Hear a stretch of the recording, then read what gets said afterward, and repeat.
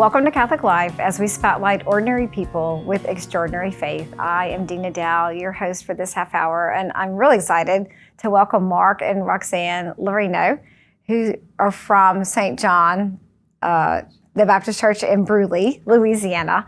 And we're going to talk about the Feast on the Levee, which is an annual event, beautiful event for the community of Brusly and beyond, actually, because I'm going to cross the bridge to come to it this year. But before we get to that, first, welcome. And we want to hear a little bit about like how you got to be in this hot seat today, which you said is totally out of your comfort zone, but that's okay. But yeah, how did you tell us your faith story? So we'll start with you, Mark, and you can lead us with your beautiful bride. Yeah. So first off, we needed somebody to volunteer to do this. To be interviewed. So we were kind of thrown into the fire. So we accepted. We enjoyed doing stuff like this. We wanted to do everything to make it right at the church. Yeah. At St. John the Baptist building, and it's something that to be involved with a church like this and to get this Feast on the Levee kicked off again after years of it being since COVID.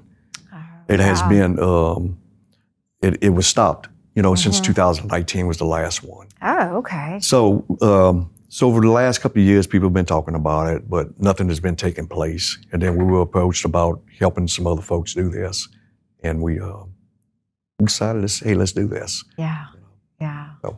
That's great. Did you all grow up there, or how did you land at St. John the Baptist? Well, we've been married for 43 years, and we're from a little town called Livonia.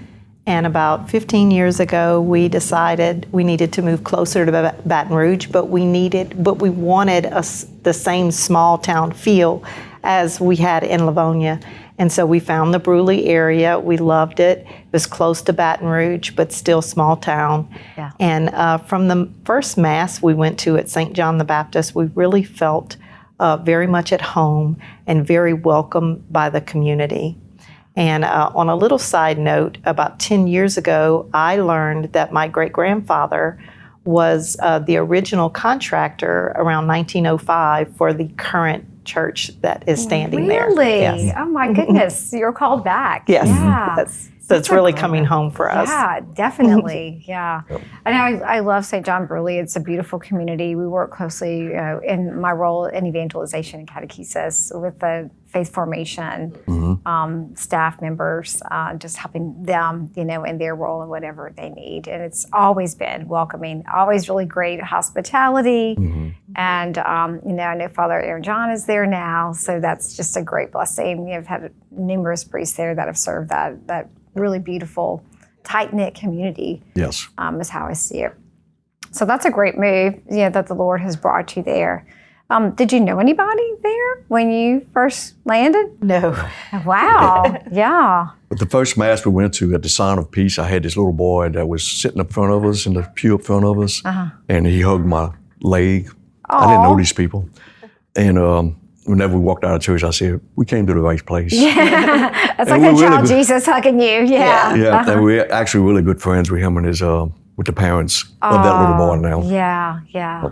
And actually, one of the first events that we attended was the Feast on the Levee. And we were just amazed at how they all came together to support the event. And it was just a family atmosphere. Yeah, yeah, bringing everybody together. Yeah. So you've been married for 42? 43. 43. Oh, yeah, don't want to give that extra year. Yeah, 43 years. Yes. Are you both cradle Catholics? Yes. So have you always been involved with the faith or the church, or how's that been with your lives, your faith journey?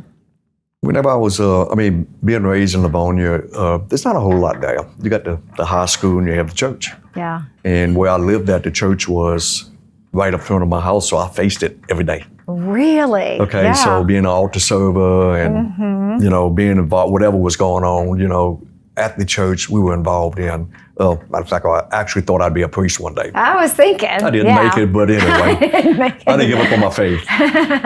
So, yeah. Gosh, yeah. For me, I'm a cradle Catholic also, but my parents quit going to church somewhere when I was around the 4th grade. And it wasn't until we started dating that I went back into the faith. Wow. And he was very instrumental in bringing me back into the Catholic Church. Oh, what a blessing. Yeah. You have 4 children? 3. 3 children, yeah. And they're out of state, or are they 2 live out of state and 1 lives here. She's a Okay. teacher in Baton Rouge. Oh, good. What blessings, though. Yeah, see, you're evangelizing Yeah. your girlfriend's soon-to-be wife there Yes, at that indeed. time. Yes, he I did. love that. And you hear that a lot about when people, meet their forever. And that happens. Some are not Catholic, and they, eventually become Catholic, So it's just an invitation. I know my grandfather wasn't Catholic when he married my grandmother, but at 62, he decided to become Catholic later in life, and he raised the daughters Right. Catholic and all the grandchildren, and just finally was like, that was after Vatican II, and he met with the priest, and there you go, like in the 70s, so he became Catholic later in life. So it was a beautiful thing for him. Okay, so let's talk about the origins of the Feast on the Levee. It's actually taking place October 8th, October correct? 8th, yes. 2023. So by the time this show airs, people will have a few weeks to make their plans to go. So October 8th, 2023, in Brusly at St. John's. So tell us about how this began. I know you had to do a little bit of research. Yes, on this is an interesting story. And it took us until last night to actually find out about this story. That's okay. So we found out a lady that was on the original committee. Her name is Miss Barbara Knox, and it's her and one other lady, Miss Babs Babin.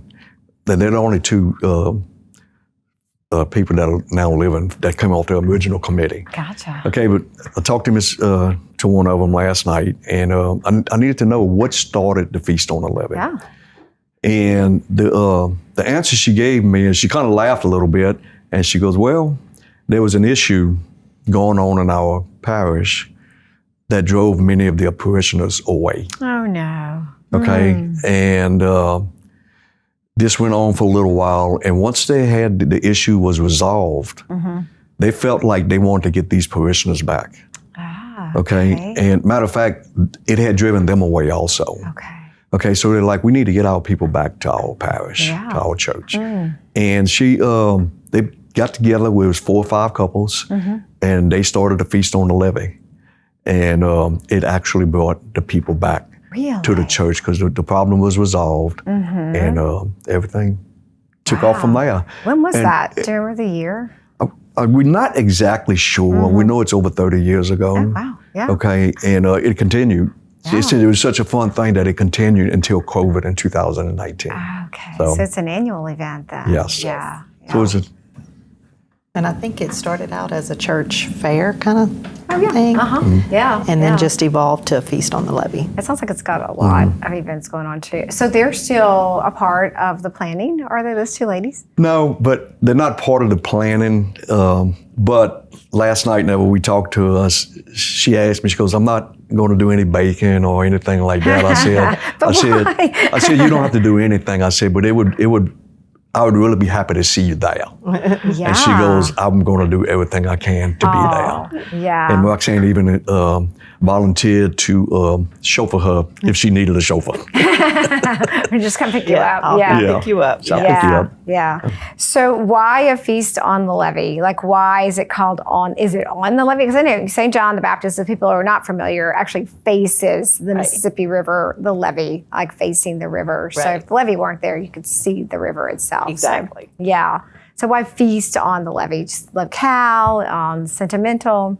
Yeah, and I think because of what it provides, it's just a big feast of food, music, and it does face the levee. So, and as Mark said, this was a way to bring people back into their home parish, and we have a need also to keep those people there right now, especially our young families and everything. And this gives them an opportunity to come out with their family in a church setting and have fun and fellowship with each other. Yeah, I can see that, especially now where we hear there's a lot of people that may not be attending Mass regularly, and just that invitation for something that's a celebration, because I find in South Louisiana, this is what brings everyone back Yes. to the center. And there's memories that come from it. Yes. Is it a fundraiser? Does it benefit the church as well too and the ministries that are there? Yes, it does. Of course, we're a growing campus, so the funds do help us continue to grow and support the different ministries that we have at the church, but also it benefits us as a family. Yeah, it's fellowship. yeah, it comes with fellowship too. We kind of look at it threefold, is that the elderly that don't get out very much get to come to that and see people they haven't seen in a long time. And the new people in the parish, just like we experience, gets to come out and see and meet people there. Yeah. And at the same time, the people that have been in the parish for a little while, Yeah. they get to come over there and have fun also, and everybody gets to enjoy being around each other. How many volunteers do you think are involved in it? There's about, as far as the committee, is around 15 of us. Oh, wow. Yeah, 75% of us are new, so we had no idea what we were getting into. But the 25% that were there, they have really helped guide us in where we needed to go. Yeah. Okay, yeah. but that's just the committee. As far as volunteers, as the time has gone on, many people have called us and said, hey, I'd like to do this. Hey, I'd like to do that. And that's, we don't say anything like, no, you can't do that. Yeah, come on, we'll get you. And then like the lady that is involved, that's in charge of the School of Religion, she is kind of requiring her students, her junior and senior students, to put in so many service hours. Great. So it's perfect, It's a perfect situation. I love the involvement of that because it's not just limited to adults only. The children too can also help with the little games, and then they interact. They see the vibrancy of community being together. And that provides such a support, because even though if our young people or even us ourselves stray away, we always know we can go back home, and that's how I see it. Many parishes have these events where this is a core memory, right? It's something they always remember, the feast on the levee. They know what it happens every year. They know who they can go back and see and reminisce with, right? And it's always a place to go home to. But just having them involved is so important, because it gives them that sense of, like, this is my home, and I want to invite people, to be a part of it and celebrate with us too. So we're going to take a quick break, and when we come back, we're going to talk about, actually the events that happen within the Feast on the Levee. And then from your perspective, what are the fruitfulness of that you've seen from your parish community and the broader community in that area in Brusly. Stay with us. We'll be right back in just a minute.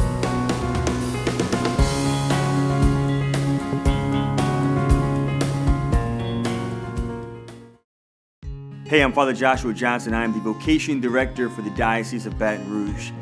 God our Father created each and every single one of us, you and I, for no other reason than because God desires for us to become saints.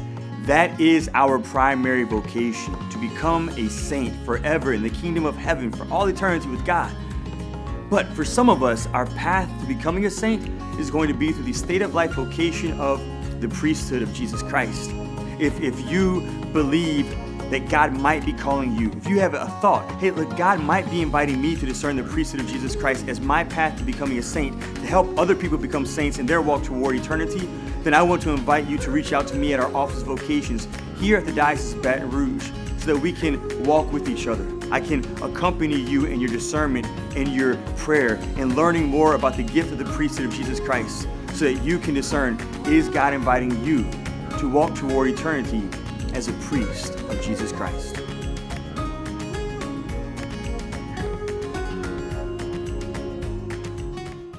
We are the fog on your glasses. We are the cup to go at breakfast. We are the answer to your deadline. We are closing the deal. But more than anything, we are never being out of coffee ever again. Never. We are River Road Coffees, and we're ready to prove that our coffee is better than whatever coffee you're drinking at the office. Call us today for a side-by-side taste test, so you can get powered by River Road Coffees. Catholic Life TV has a morning show for you. Watch Wake Up, live from Catholic Community Media, every weekday morning at 7. Fresh Catholic content, from local priests, church events from our area, plus authors, the daily gospel, saints of the day, and prayer. Weekday mornings at 7, grab a cup of coffee and join us for a joyful hour on Wake Up on Catholic Life TV.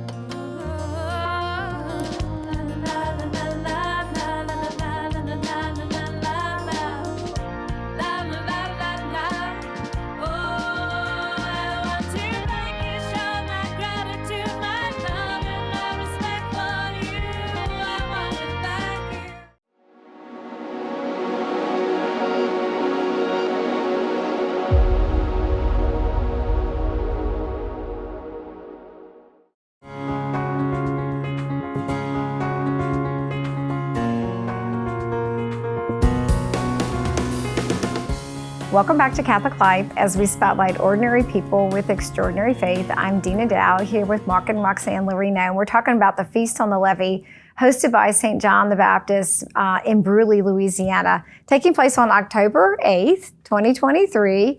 And what are the times of that? What time should people arrive? Does it start in the morning or? Yes, it's going to start right after 10 o'clock Mass, Okay. which starts at 11. But after the priest, Father John blesses the food, will the feast be officially kicked off. Gotcha. That's first. It will last till 7 o'clock that night. Wonderful. Yeah, so it's all day. It is chock full of events. So tell us about like what we can expect. Okay. So on the music part, we actually have 3 bands that are going to perform, and all 3 of the bands have connection to the parish. Okay. There's going to be one called Origin Story. It's actually a youth band, and we have a youth member from our parish that's in that band. They'll open it for about an hour. Yeah. And then after that, we have Cajun Fire. Okay, Cajun Fire does. Let's see, it's I think Zydeco. Zydeco, yeah. Swap, it's a swamp pop. Swamp Oh, pop. yeah. Swamp Cajun. pop, yeah. Yeah. Got the little going on the washboard. Yeah. We haven't heard them yet, but we hear they're really Maybe, good. yeah, a little accordion. And then the last band, Rouge and Bourgeois band with a guy named Galen Morton. Okay. Okay, Yeah. and a little local artist, John Foster Benoit, will be involved in that also. Great. Okay, Yeah. so we have music playing throughout the day. Okay, there's what else to expect? There's going to be plenty of good Cajun food, I bet. and that is all volunteers that's doing this. They volunteer their time, their money, and effort. They're going to be serving, and there'll be a lot of food Yeah. there. Yeah. There's stuff. There's a indoor classroom that's going to have activities for the young kids. Oh, great. Okay, Yeah. there'll be the bouncy houses, bunch of bouncy houses. Okay, and there's going to actually be a barbecue cook-off also. Oh, Okay. oh, I bet you First. that gets heated. Yeah, That's no a pun first. intended. Yeah, Yeah. that's the first time. It'll be 6 teams competing in this, and they will. Who's it? Driven by Anatole Vincent. Anatole Yeah. Is Vincent. it pulled pork or just like what kind of, it's- any kind of barbecue? I think it's a variety. I think they have a set amount that they have to cook. Gotcha. They are all cooking the same amount of food Nice. and the same types of food, barbecues. Yeah. So Yeah. Yes. And one other thing we want to mention is that there'll be a cornhole tournament.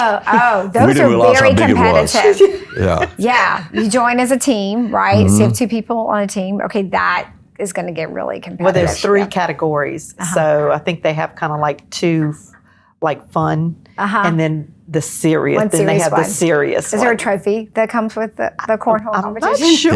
Yeah. It The might serious be. one of They- these are guys with the jackets and everything on that have the yeah. logos, yeah. what have you, the sponsors. So we didn't realize how serious it was. Wow. Yeah, Yeah, that's exciting. Yes. Yeah, I can't wait to see it. That's great. Yes. And I saw there's a silent auction too. Yes, silent so you have auction. donated goods that go to that, and Yes. people bid on that. There's a lot of donations that came through. We solicited stuff. People have just come forward. It's a lot of new stuff. Yeah. But stuff we really like is stuff that the people make. I mean, yeah. Also. the artists. So there's a lot of that. You'll have like cookware that maybe that'll be auctioned off, and I think we have a couple of quilts also. Yes. Oh, homemade with love. yes, Yeah, I'm we have sure. a quilt that's been made from all of the past Feast on the Levee T-shirts. A lady made a quote Oh yeah, I with all saw of the that. T-shirts online. Yeah. Yeah. I Yeah. think I might get one of those too. There's also, I saw a 5K run, bike, or walk. Right? Yes. Is that on the Levee itself, or where is that? That is Through the actually town? on the levee. Is it? Yes, and that is the day prior to the feast. That's Okay. on the Saturday So prior to the that's the feast. 7th. Yes. Yeah. Yes. October 7th is the 5K. Yes. Yes. Okay. Yes. Gotcha. And that would take place. I'm not sure exactly what time that Okay. takes place in the morning. More details on that. Yeah. So if you're someone that likes to do the 5Ks, you Yes. know, for fun, it's for a good cause too. And all this information's on the website, right? Yes. So sjb-brusly.com. Yes. Which is easy to find, St. John the Baptist in Brusly, Louisiana. So 5K on the 7th, and then the barbecue cook-off, silent auction, donations. Are y'all still taking donations? Sure. Or yeah, that's great. Yes. Yeah, and if anybody needs information, if you'd like to donate to this silent auction, you know, you can contact me or a TV station, or of course call St. John the Baptist in Brusly.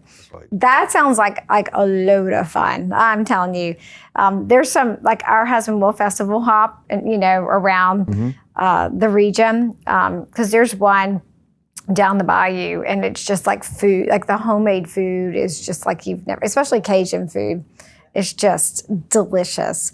I mean, I saw bingo was on there too. Yes. Bingo, Yeah. yeah. That is a hot thing. Yeah. And I always see like the older people and the younger people love to play bingo, which brings that community together. Which brings me to my next thoughts that we were talking about, Roxanne, is that the spirit of evangelization and what happens during these type of events. I mean, yeah, it's fun, it's fellowship, but deeper than that, like encountering Christ in each other. So how do you see, we were talking about evangelization and what's going to be actually happening at the fest. So tell us a little bit about that. Well, anytime you have something of this magnitude, an event like this is an opportunity to show Christ's love to other people. Maybe not so much preaching, but by your actions and by how you treat people and how you welcome them into the community. And so there's always an opportunity for evangelization at an event like this. Somebody could just walk up and say, hey, I want to know more about this church, or I want to know more about Catholicism. And so, you know, you just are open to these opportunities to share your faith with other people. And also, we have a chapter of the St. Paul Street Evangelization, and they will be there also. They have a booth set up. They will be offering prayer. I think they're going to hand out rosaries. They'll promote the Formed. Formed.org, the Augustine Institute. Educational my favorite. website that the church, the parish sponsors.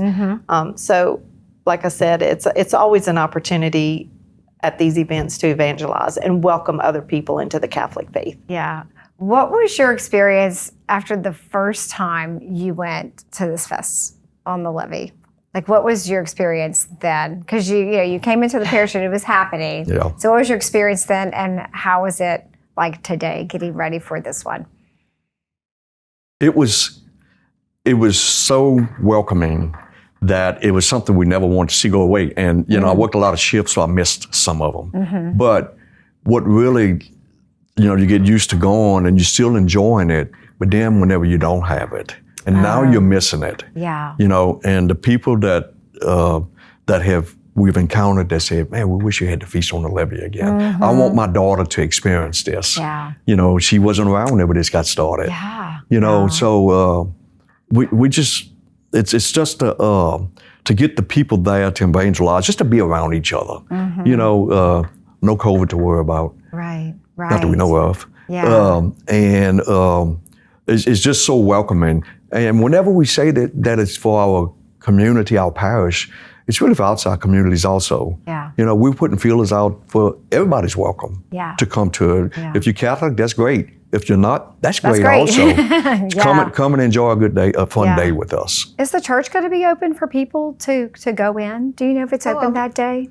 You know, Pretty sure. I'm it thinking will about be people open. that are not they don't attend church there, but are maybe curious about what it looks like on the inside. I Some think people it's may going to be miss it. open. I think a door's open until 6 o'clock every day, regardless. Yeah, It's a beautiful church. it is. Yes. Yeah.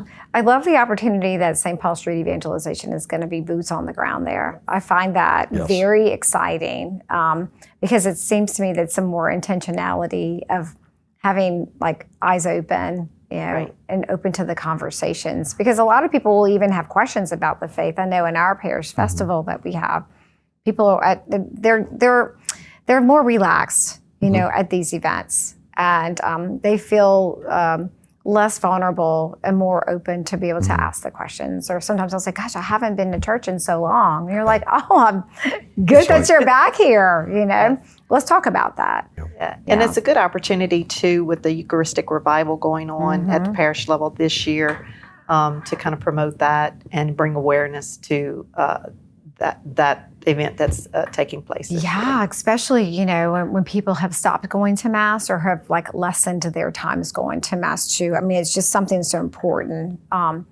If someone wants to donate, should they just call the parish office and get in contact with them directly? What do you find, what are you most looking forward to? I know you have a lot of work between now and then and organizing as the committee, but what are you most looking forward to? I'm still looking forward to seeing the crowd of people. Yeah. Because that's whenever she and I first went, like I said, 15 years ago, it was so many people there, and you could smell all the foods that were cooking. Yeah, you have gumbos and turkey and etouffees and, it's just, I don't know, it just all comes together. It's just like the perfect scenario. Yeah. It's almost like something you watch on TV and they make it perfect for you. It's almost like that. Yeah. Well, should I say it is like that? Yeah. And I think since COVID, people have they were comfortable in their own little kind of bubble. Yeah. And so this just gives another opportunity to find some normalcy again and get back that community feel. Yeah. I can see that, and I can see your excitement about it too. So St. John the Baptist in Brusly, Louisiana, October 8th, 2023, beginning after 10 o'clock Mass. Yes. From approximately 11 to 7. Feast on the Levee. Yeah, so that's going to be a nice, beautiful, long day. 5K run is the day before. So all that information is on St. John the Baptist in Brusly, Louisiana website for information. Thanks so much for coming in and stepping out of your comfort zone. Yeah, anytime. And then we've had other side discussions too, so I might be calling you back for those. That's great. We would love to come as an educator, but it's been such a blessing to be able to meet you. And I hope that everyone takes some time to either attend this Feast on the Levee, which is amazing, or even look out into the community of other things that are happening in our diocese and the surrounding diocese too, because it gives you the opportunity to meet other people that are Catholic or not Catholic. And then it's a good time too to invite somebody that may not be coming to Mass, right? To say, hey, come with me to this Feast on the Levee. It's just a great time to be enjoyed by all. So thank you so much, Roxanne and Mark Loreno, Thank for you sharing your having us. time with Thank us you on for Catholic having Life. us. We appreciate it. Anytime. Thank you for being with us on Catholic Life. Until next time, may God bless you and grant you his peace.